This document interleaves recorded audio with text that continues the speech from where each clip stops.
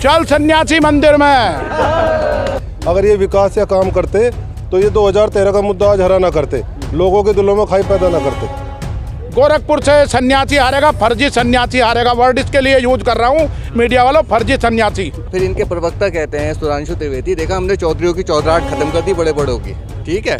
ये अब चौधरी अब बताएंगे चौधरीयों की चौधराहट खत्म हुई है ना होगी जिंदगी में कभी। बालन आपके नेता नहीं होते तो आपने अजीत सिंह को हरवा के संजीव बालन को दबाया। देखिए ये सारा समीकरण का गड़बड़ था। अगर ये विकास पैदा करते ना तब तो घोड़ी पे बैठ जाता। अच्छा, इन्होंने तो विकास ही पैदा नहीं किया भाई अभी तक, और आज कह रहा है गर्मी उतार देंगे। अरे पहले गर्मी अपनी उतार ले, तेरी गर्मी तो क्या नाम गोरखपुर की जनता उतार देगी। नेताजी ने वहाँ पर स्टेडियम बनाया और उसका नाम चौधरी चरण सिंह रखा। एयरपोर्ट लखनऊ के अंदर चौधरी चरण सिंह हमारे नेता के नाम पर रखा।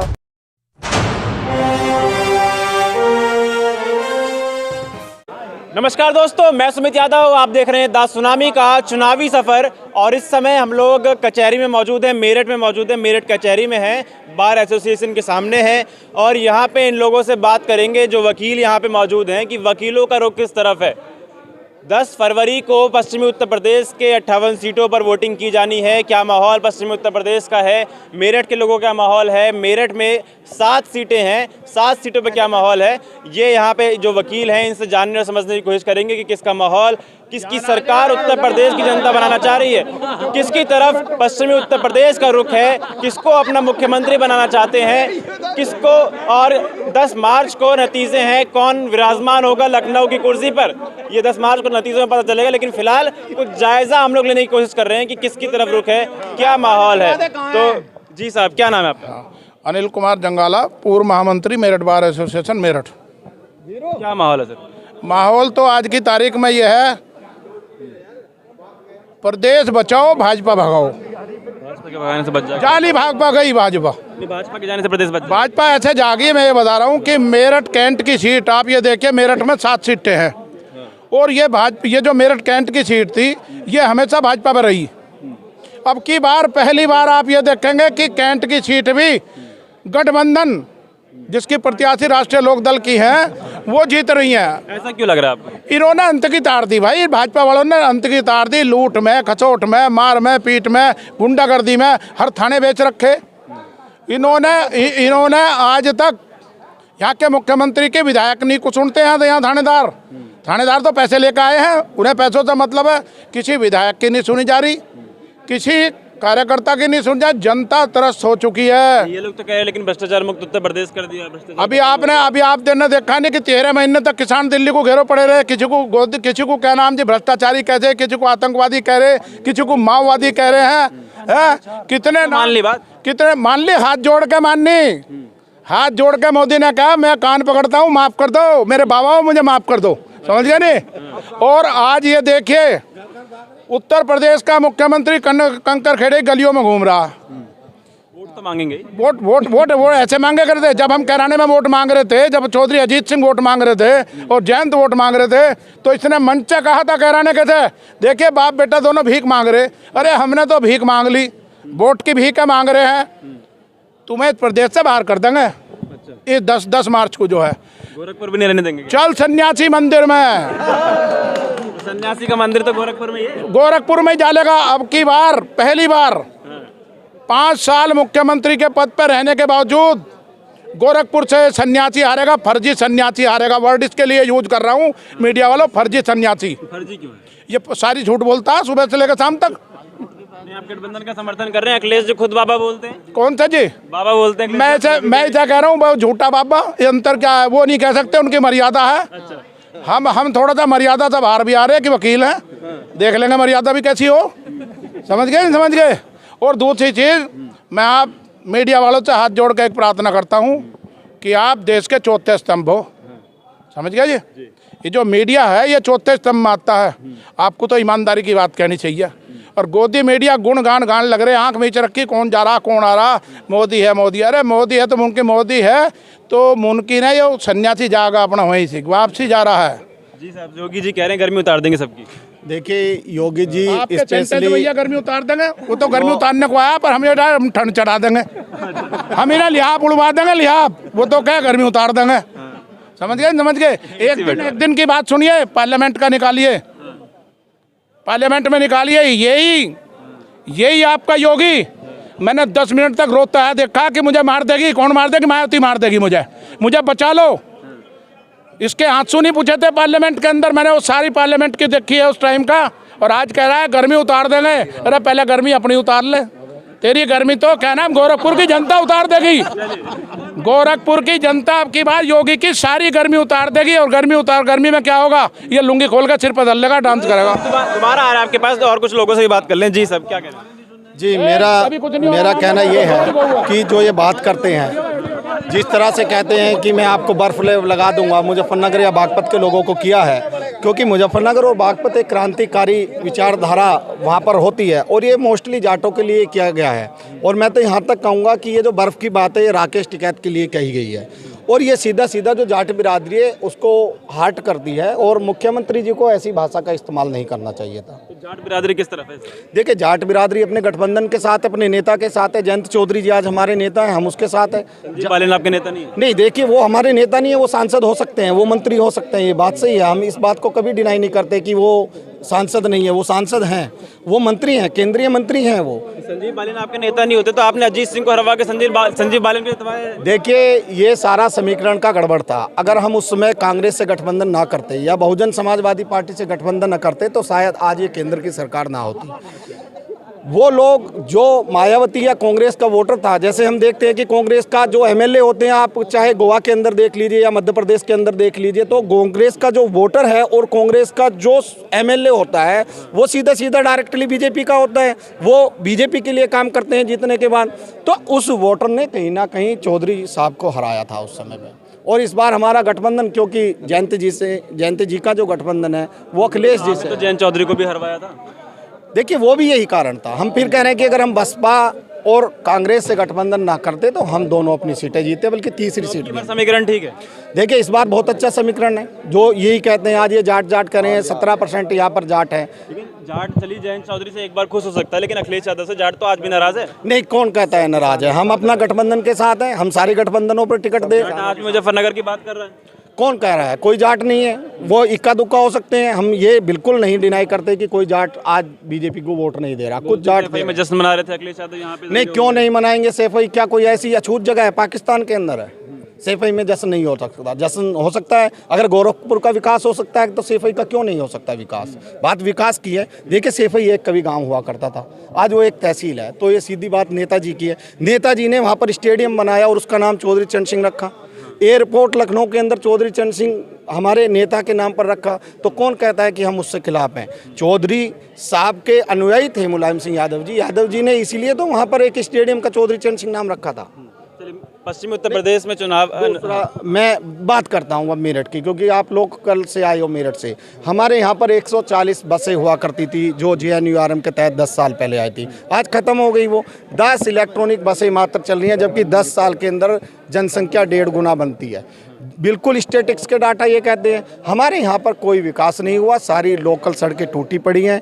और जहाँ तक मुझे लगता है गठबंधन इस बार 7 की 7 सीटें मेरठ के अंदर जीत रही है। 7 के साथ जीत रही है। बिल्कुल कैंट है, हम फाइट कर रहे हैं और हम जीत के अंदर हैं, कैंट में नहीं। मनीषा अहलावत बहुत अच्छी कैंडिडेट, पढ़ी लिखी कैंडिडेट हमारे गठबंधन ने दी है, चौधरी जयंत जी ने दी है। क्योंकि जयंत जी एक पढ़े लिखे व्यक्ति हैं, उन्होंने अपने आधार पर एक बहुत अच्छी कैंडिडेट मनीषा अहलावत जी को दिया है और वो 100% जीतेगी। क्या लग रहा है सर, कैंट जीत जाएंगे आपकी बार? जी बिल्कुल जीते हुए हैं, बिल्कुल। कौन, भाजपा की? नहीं, हमारा गठबंधन समाजवादी रालोद, मनीषा अहलावत जी पूरे 100%। ऐसा क्यों लग रहा है, इतना आत्मविश्वास क्यों? कैंट में तो बहुत तगड़ी क्यों? फाइट है। पढ़े लिखे हुए ग्रेजुएट हैं, अमित अग्रवाल जी पढ़े लिखे नहीं हैं? वाले पढ़े लिखे हैं, लेकिन भाजपा से सब त्रस्त हैं इस बार। गुंडा राज बेपनाह है, इसलिए गठबंधन की सरकार आ रही है। भाई साहब कह रहे हैं सड़कों पे कोई काम नहीं हुआ, सड़कें टूटी फूटी ये लोग, लेकिन ये लोग तो बोलते हैं कि सड़कें बना दी हैं और दिल्ली से मेरठ का रास्ता आसान हो गया। आप जाके शहर का सर्वे कीजिए, अभी टूटी हुई सड़क आपको मिल जाएंगी। टोल भी उतना दे रहे हैं, सड़कें उस टूटी पड़ी हैं, लोग गिर रहे हैं, गाड़ियों पर गिर रहे हैं, फिसल रहे हैं, अस्पताल में भर्ती हैं। लोग गिर रहे हैं सड़कों पर, गाड़ियों से फिसल रहे हैं। देखिए आप चल कर कैसे टूटे पड़ी है सड़कें, बिल्कुल सड़कें टूटी हुई हैं। जी बिल्कुल टूटी हुई हैं। अभी निकल के देखिए आप, बच्चा पार्क को जाइए आगे को, सब टूटी हुई हैं। जहाँ काम हो रहा है, सिविल लाइन डल रही है, वो बना ही नहीं रहे दोबारा। तो जयंत चौधरी पे भरोसा है? जी बिल्कुल, जयंत चौधरी पे, अखिलेश यादव पे पूरा भरोसा है। भरोसा तो योगी मोदी पे भी किया? नहीं, हमने नहीं किया। हमने नहीं किया। इतनी प्रचंड बहुमत आई, भरोसा किया? नहीं नहीं, वो जैसा आगे समीकरण बिगड़ गए इस बार नहीं बिगड़ेंगे। गलती हुई थी, जो गलती हुई थी हमसे हो गई थी। मैं आपको बता देना चाहता हूं, मैं अधिवक्ता परिषद के अंदर 1996 के अंदर जुड़ा था और मेरे गुरुजी थे अरुण कुमार आत्रे जी, जिन्होंने जोड़ा था। उसके बाद मैं अधिवक्ता परिषद से 2005 तक मैं परमानेंट उनका मैंने सदस्यता ली थी, लेकिन मैं इस सदस्यता को ऐसी को त्याग रहा हूं और मैं उस विचारधारा से आया हूं। उस समय मैं भारतीय जनता पार्टी का स्थायी सदस्य भी था और मेरी विधानसभा सरदना पड़ती है, मैं वहां गठबंधन को वोट भी कर रहा हूं। तो ऐसा नहीं है बदलाव आया, बदलाव हम जैसे कोई मन के अंदर आया है। जो लोग ध्रुवीकरण की बात करते हैं, जो विकास की बात नहीं करते हैं, जो संप्रदाय की बात करते हैं, जो छात्रों की बात नहीं करते, बेरोजगारी की बात नहीं करते, हॉस्पिटल की बात नहीं करते, तो ऐसी सरकार को जाना पड़ेगा। जब हम किसानों की बात करते हैं, जब हम गांव में देखते हैं लोग गेहूं तक नहीं बोते क्योंकि आवारा पशु इतने आ जाते हैं। आवारा पशु रोकने का इन्होंने काम नहीं किया, किसान उससे त्रस्त है, उसको उसका एमएसपी का अपना उचित मूल्य नहीं मिल रहा, गन्ने का पेमेंट नहीं हो रहा। तो आप जब गाँव के अंदर जाओगे तो कहीं ना कहीं गुस्सा आपको दिखाई दे रहा। आप देख रहे होगे जहाँ भी आरएलडी का या गठबंधन का कोई प्रत्याशी है, वहाँ भारतीय जनता पार्टी को विरोध झेलना पड़ रहा है। यहाँ तक कि छुर जैसे गांव में मुकदमे, उसके बाद करनावल गांव में मुकदमे हैं, फिर सरोरपुर जैसे गांव में मुकदमे हुए और दोराला के अंदर भी संगीत सोम का भारी तादाद में विरोध हुआ है और पुलिस प्रशासन ने उन लड़कों के ऊपर मुकदमे दर्ज किए हैं। जैसे प्रयागराज के अंदर छात्रों को पीटा गया है, उसी तरह से दमन की नीति आज अपनाई जा रही है। जी ये लोग कहते हैं पहले इन्होंने जो जाट के युवा थे उनको बहका के और चौधरी अजीत सिंह को, जैन सिंह को हरवा दिया और फिर इनके प्रवक्ता कहते हैं सुधांशु त्रिवेदी, देखा हमने चौधरीयों की चौधराहट खत्म कर दी बड़े बड़ों की। ठीक है, ये अब चौधरी अब बताएंगे चौधरीयों की चौधराहट खत्म हुई है ना होगी जिंदगी में कभी। ठीक है जी। वैसे क्या नाम है आपका? मेरा नाम रवि वर्मा है भैया। क्या माहौल है सर? माहौल भैया गठबंधन है, अगर ईवीएम सही चला ना, ईवीएम में गड़बड़ ना हुई तो भैया। क्यों लगता है कि आपको ईवीएम में गड़बड़ हो सकती है? अरे भैया, प्रदेश की सरकार हो या केंद्र की सरकार हो, ईवीएम द्वारा ही सरकार बनाई जा रही है। ईवीएम की आप बात, क्योंकि बंगाल में बुरी तरह हराया, बंगाल में बुरी तरह हराया, दिल्ली में तीन सीटें मिली। देखो ईवीएम अगर सही है तो बंद क्यों नहीं कर रहे? कितने देश है जो ईवीएम पे चुनाव करा रहे हैं। तो कौन सी पार्टी जो ईवीएम का विरोध कर रही है? जापान ईवीएम से चुनाव करा रहा है क्या? अमेरिका पार्टी है जो ईवीएम का विरोध कर रही है? अरे पूरी सब पार्टी, भाजपा को छोड़कर सब पार्टी ईवीएम का विरोध कर रहे हैं। क्या बात कर रहे हो यार? आप दोबारा देखो, आप पिछले 4 साल पीछे जाओ, ईवीएम का विरोध रेगुलर तब से चलता आ रहा है। सुन कौन रहा है ईवीएम पे? ईवीएम बंद कराओ, भाजपा भागेगी भैया आपकी बार निश्चित। अगर ईवीएम ने सही काम किया तो गठबंधन आ रहा है भाई, क्लियर हो रहा है। गठबंधन आ रहा है बिल्कुल कैंट से, सबसे पूरे प्रदेश में भाई, कैंट से नहीं पूरे प्रदेश में। क्या मुद्दा रहेगा? और ये लोग बात कर रहे हैं पलायन, ये लोग पलायन की बात कर रहे हैं, लोग कैराना की बात कर रहे हैं, तो क्या लग रहा है, क्या मुद्दा रहेगा चुनाव का? भैया मुझे ये बता दो, भाजपा वाले किस मुद्दे पे वोट मांग रहे हैं? क्या मुद्दा है उनका? ये बता रहे हैं कि हमने विकास किया, हमने भ्रष्टाचार खत्म कर दिया, अपराध मुक्त कर दिया, गुंडे माफिया खत्म। अगर ये विकास पैदा करते ना तब तो घोड़ी पे बैठ जाता। अच्छा, इन्होंने तो विकास ही पैदा नहीं किया भाई अभी तक। ये तो सिर्फ इन्होंने क्या किया है, इन्होंने पूरे पूरे देश को बेच दिया भाई। किसान ने पूरा देश मार दिया।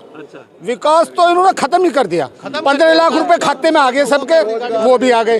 रोजगार 2 करोड़ मिले थे, वो भी मिल गए सबको। यहाँ सब नौकरी वाले खड़े हैं, यहाँ कोई वो नहीं है भैया, सबका हो गया विकास। विकास की तो गाड़ी पलट दी इन्होंने। विकास को तो पलट गई। रहा कहाँ विकास? विकास गाड़ी पलट गई, इससे आप नाराज हैं क्या? हाँ, नाराज है। क्यों नाराज हैं? नाराज हैं। एक अपराधी था विकास दुबे? नहीं, अपराधी था, लेकिन उन्होंने 30-35 से एक ही साथ ही सारे के सारे एक ही साथ ही कर दिए। ब्राह्मण टोटल के टोटल समाप्त। क्या ब्राह्मण जाति सारी बदमाशी कर रही थी क्या? नहीं, अपराधी एक था, उन्होंने तो अपराधी था, विकास दुबे अपराधी था, सब शामिल थे उसमें। नहीं, और जातियों में भी तो थे, और जातियों में भी तो थे। सरकार तो उसका उस पे आप सवाल करें कि धनंजय सिंह का आप नाम ले, आप छेदी सिंह का नाम ले। हाँ, ब्रिजेश सिंह, हाँ ब्रिजेश ठाकुर है, उन धनंजय सिंह है। लेकिन विकास दुबे का एनकाउंटर गलत कैसे है? नहीं, गलत कौन कह रहा है? गलत नहीं है। ना ना ना ना, एक ही साइड से लगा के 35 मार दिए इन्होंने, एक साइड से। कम जाति देख के टारगेट। हाँ, जाति ट्रायल करते, जज बैठे हुए हैं, कचहरी है, सारी चीज है, न्यायपालिका है, न्यायपालिका होनी चाहिए थी, उनका ट्रायल चलता, जब भी तो पता चलता कि उन्होंने क्या करा क्या नहीं है। क्या क्या कह रहे हैं? ये सरकार झूठी सरकार है, काम कोई करती नहीं, ना विकास के नाम पे वो भी छुड़वा देंगे। विकास के नाम पे बिल्कुल जीरो है, कोई विकास नहीं किया है। केवल ये जो है चाहते हैं झगड़ा करवाना और जो है इनको दमनकारी नीति अपनाना, विकास पे कोई इनका वो नहीं है। जी जी जी भाई साहब, क्या नाम है आपका? एक मेरा सतीश चौधरी। क्या लग रहा है चौधरी साहब, क्या माहौल है, किसका माहौल? माहौल तो गठबंधन का है, भाजपा के खिलाफ है पूरी तरह से, पूरे उत्तर प्रदेश में। क्यों लग रहा है आपको? ऐसा ही हर मुद्दे पे अगर मैं मुद्दे गिनवाने लगूं तो हर मुद्दे पे सरकार फेल है। चाहे किसान का ले लो, बेरोजगारी का ले लो, किसी मजदूर का ले लो, व्यापारी वर्ग का ले लो। लेकिन ये लोग तो अपने काम गिना ही रहे हैं ना। ये लोग तो कह रहे हैं अपराध मुक्त उत्तर प्रदेश हो गया, भ्रष्टाचार मुक्त उत्तर प्रदेश हो गया, सड़कें बना दी, रेल बना दी, मेट्रो बना दी। देखो, जो आप अपराध की बात कर रहे हैं, आप जितनी भी FIR है पिछले का रिकॉर्ड निकलवा लो, पिछले सरकार का इसका ज़्यादा गंभीर और बड़े बड़े हत्याएं और अपराध हुए हैं इस सरकार में। बिल्कुल फेल है हर तरह से सरकार।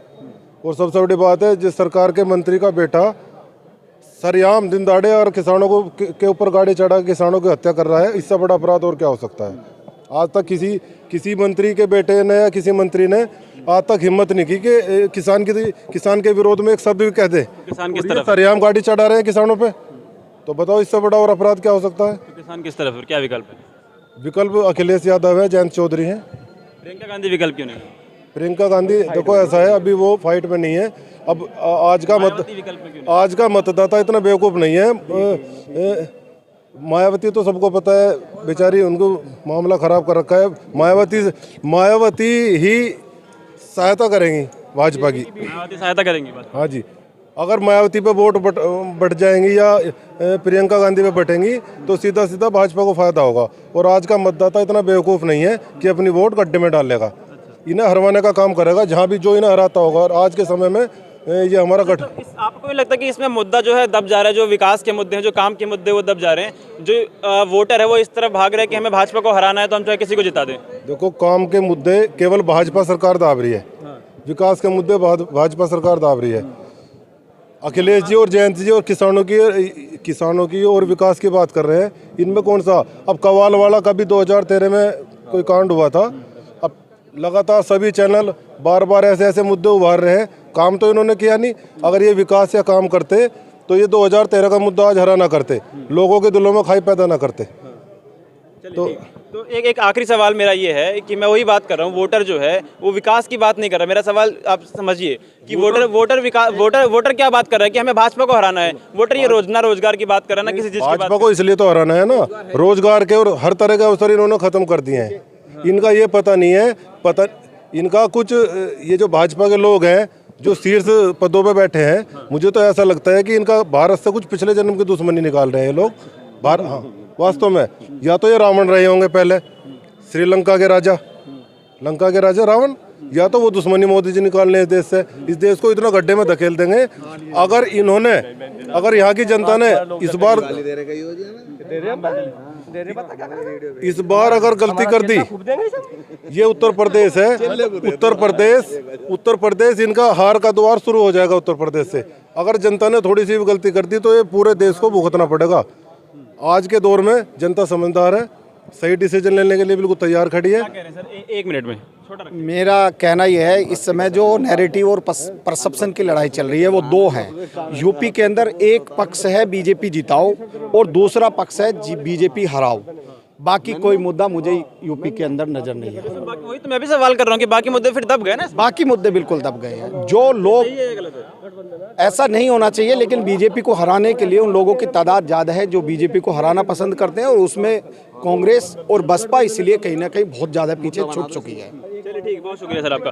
तो ये हम मेरठ कचहरी में हम लोग मौजूद हैं, बार एसोसिएशन में मौजूद हैं। यहाँ पे कुछ वकीलों से हमने बात करी, वरिष्ठ वक्ताओं से बात करी, अधिवक्ताओं से बात करी कि क्या माहौल पश्चिमी उत्तर प्रदेश और मेरठ का है, कि यहाँ के जो लोग हैं क्या चाह रहे हैं और क्या इस बार के चुनाव के मुद्दे हो सकते हैं।